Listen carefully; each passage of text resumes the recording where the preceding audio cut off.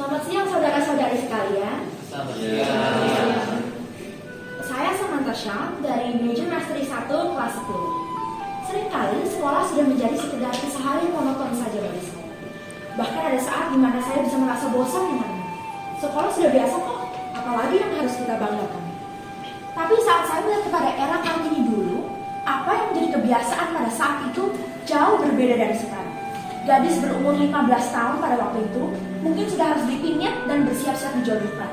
Mau tak mau bersedia untuk semua mimpinya dicap habis oleh kehendak suami dan menghabiskan sisa hidupnya hanya seputar kamar tidur, dapur, dan ruang tamu.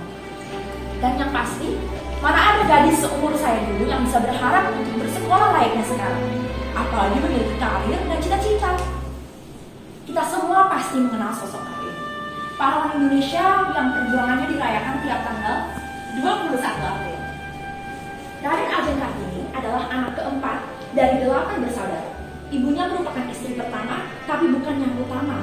Status ibunya sebagai rakyat jelata membuat beliau harus merelakan suaminya untuk mencari istri kedua dengan status yang lebih tinggi. Bahkan, beliau sering melayani mereka mirip seperti pembantu. Sedari kecil, Kartini sudah terbiasa melihat situasi tak adil dan tak layak yang harus diterima kaum wanita Indonesia, termasuk ibunya dan juga dirinya sendiri. Ia selalu diperlakukan beda dengan kakak laki-lakinya. Kartini hanya bersekolah hingga umur 12 tahun. Selama proses itu, ia menjadi mahir berbahasa Belanda.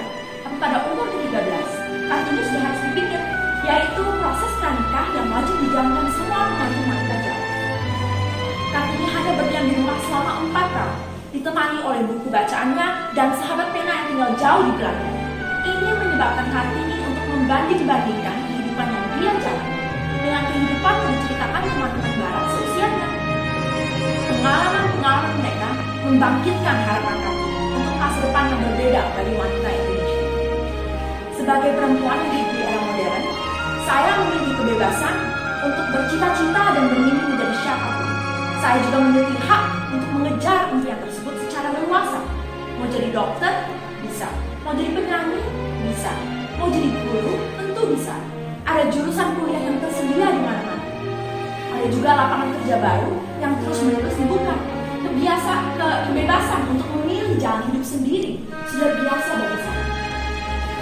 Mendengar perjuangan Kartini selalu membuat saya merasa terkagum-kagum.